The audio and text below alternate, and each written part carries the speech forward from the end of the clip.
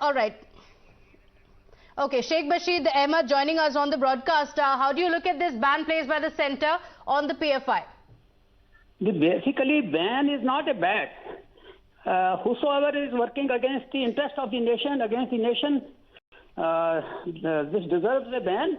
But the question is that it should not be selective. Okay. It should not be selective. It should not be political on the basis of political vendetta. But whosoever is working against the interest of the nation, it should be banned. It should be punished under law. Okay, so the charge against the PFI is exactly that they are indulging in anti-national activities. They were trying to create unrest across the country. That's the charge based on which they have been banned. The agencies have raided their institution, but this organization is not a well-known organization. I don't know. This was recently, I hope, only 3-4 years back, this organization was somewhere launched. If they are working against the nation, there is nothing bad against to ban it. But it should not be selective. It should not be on the basis of political vendetta. Okay, so are you calling it a political vendetta because the centre has said that the charges against, in fact, in the raids that have been taken up as well, evidences including electronic devices have been taken up in the unrest, communal tensions in the national capital, all the way from the national capital to the south in Kerala as well, political murders, PFI is involved. Madam, you are well aware, in recent past, there are other organizations who are working, there are some Dharam Guru who are working against some against the nation. They are dividing the nation. They should also be taken to the task. Why the government is silent on those issues? Okay, so you're equating the PFI, which is involved in anti-national activities, to the other leaders in the country. What do you mean? Who are you talking about? Because they are also dividing the nation. Which are the leaders you're talking about? You're saying dividing the nation. The charge against the PFI is anti-national and terror activities. There are some Dharam Gurus who are openly working for some agenda against secular India. Why they should not be banned also? Who are these gurus you're talking about? Mr. Sheikh Basheer.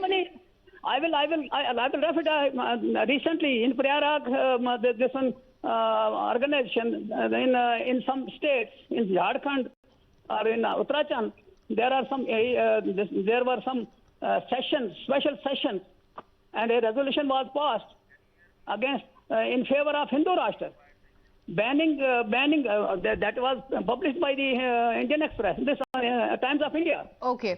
So why government has not taken that cognizance? Okay, I just want to bring in Mr. Ratan Sharda as well. Mr. Sheikh Basheer, I request you to stay on with us. Mr. Ratan Sharda, we have Basheer Ahmed saying that PFI has been banned based on political vendetta. What about the other leaders who call for Hindu Rashtra, equating a statement that is made by that with PFI that is involved in terror activities? What do you have to say? See, this kind of false equivalence and hypocrisy doesn't work. For example, has any of the members of RSS or BHP been terrorists? Have they gone to Pakistan or gone to Syria to support ISI or Islamic State? And what is the equivalence? These people openly advocate violence. RSS has been banned thrice. Every time ban had been lifted very respectfully by the courts. There was no proof, no evidence to keep on repeating the same thing. How is calling for Hindu Rashtra violent way the ISI does it at the worst case scenario? Have they tried to say that we will do forcefully, we will use violence or anything? So bigger point is that there has been enough evidence of these people murdering people, these people creating terror activities for years together. They are the new form of SIMI was not SIMI banned twice, was it done by BJP? It was done by Congress.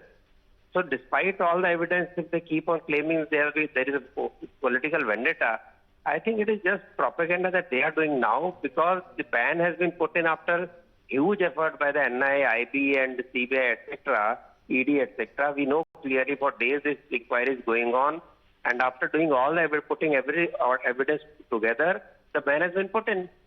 So why should you listen to this blabbering of these people who have been trying to break India's unity? They have used every opportunity to create dissonance and also violence, right from the time of earliest Rohingya issue to CAA to every other possible issue.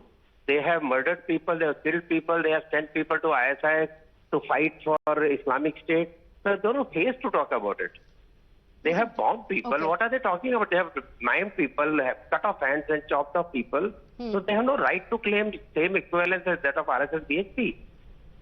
There is no even need to bring it because these people have done worse kind of violence than any other organization for years together since independence.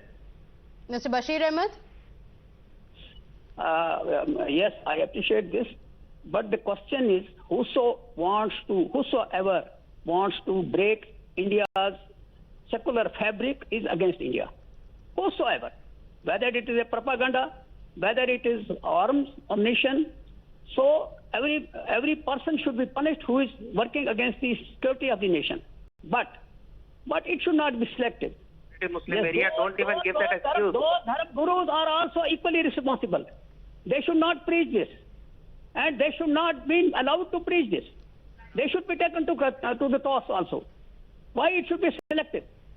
Do you want that other communities should also come forward? But Basheer ji, first off, if you can give that statement that yes, you welcome the ban on PFI, Yes, sir, do you say it? No, yes, definitely. Are you saying you're welcoming the ban on PFI? But it should be the same. No, but it should be applied are for you that. welcoming the ban on BFI, sir?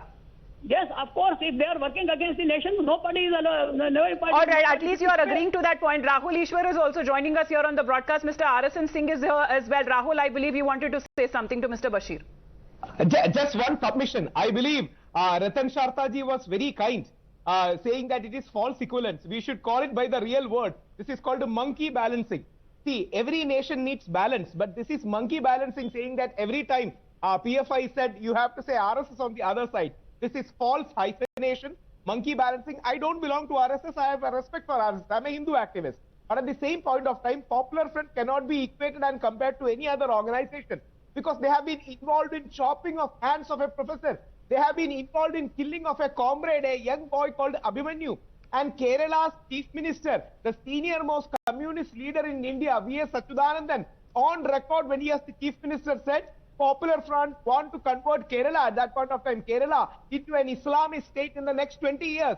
So, and we have been seen on record, courts have convicted Popular Front of India in many cases. And Kerala is home to some great Muslim organizations like Indian Union Muslim League and evolving Jamaat-e-Islami, a progressive Muslim education society. But Popular Front is nothing like them. They are a Wahhabi-leaning, extremist, hardline, Islamist organization. There is a difference between Islamic and Islamist. Islamic is holy, spiritual, religious, philosophical. Islamist is power-hungry politics. Back in 1979, November 20th, this Islamist Al-Ikhwan Wahhabi army... There is a difference, Mr. Ahmed. There is a difference. Sir, do you understand and identify this difference, sir? I say this organization is not a popular. It was a popular front, but it was not a popular. It was somewhere in India's in one or two state. But if it was rather unpopular, sir, for the kind of activities that it was carrying. Yes, popular under the guise of unpopular activities, nobody should be allowed. But it should not be selective. That I am convinced that whosoever talks against the secular fabric to destroy the secular fabric of India, he should be punished. Sir, just one submission, sir. I know we have people or hardliners or crackpots or urban Nazis like Yadi Narasimhanand, who we all despise. I, as a Hindu activist, have filed case against Satwi Prachi for her Muslim book Bharat comments. We have equally crazy and crackpot people everywhere. But please remember, there is a difference with PFI because PFI is very organized. They are funded from abroad. They have a well-oiled machinery. They have been involved and convicted not only in hate speech. Hate speech is a very serious issue. Nobody is denying. But more than hate speech, they were into hate actions. Rather than propaganda, they were into concrete actions of killing or looting, or they were into riots. So there is a difference. We have to differentiate. Yati Narasimhanand is a crazy crackpot. Or even training camps. Or even training camps. Exactly. Training camps. And just one more thing on a personal front. They have even personally gone against me to the Honorable Supreme Court in the, in one controversial case.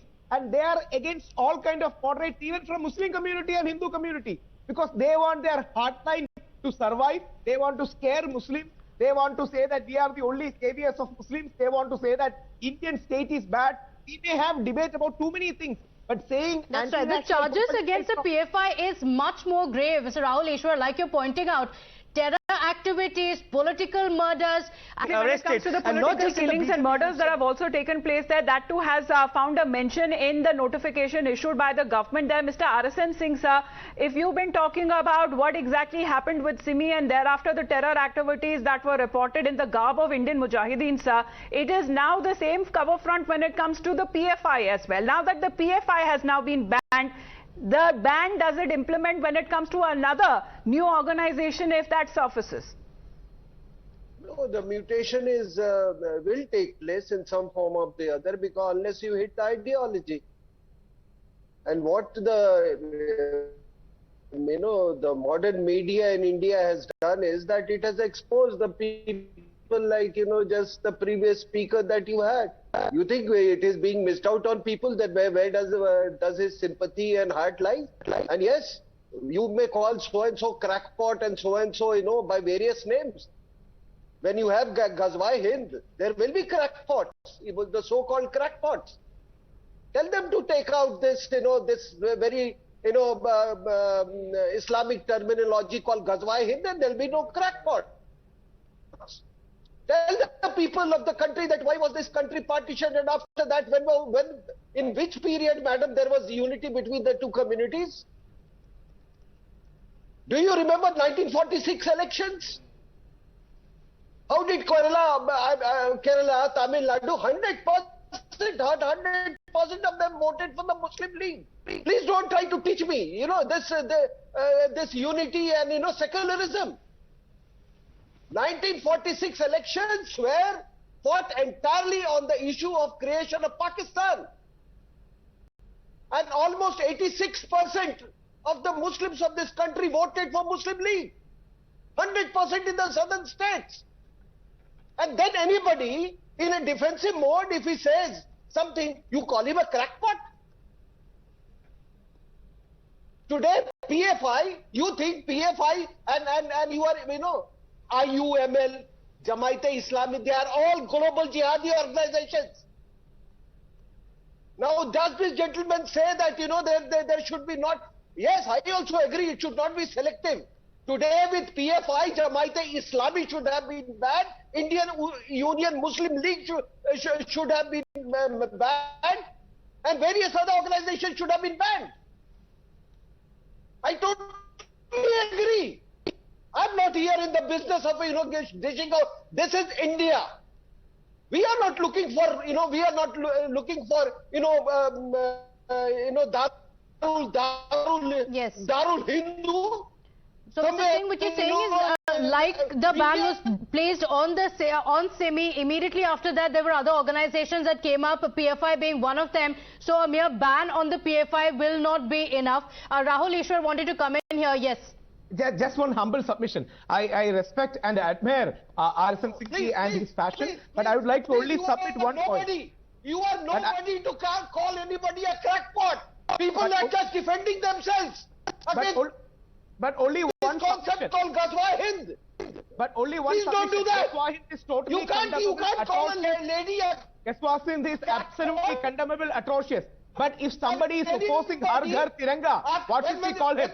If somebody, just one line, sir. If somebody is even opposing Har Ghar Tiranga of Modi ji, saying that we should raise Indian flags in every home, then Yadindra Singh is opposing that, what should we call him? When somebody is calling for blowing up of Aligarh Muslim University, what should we call him?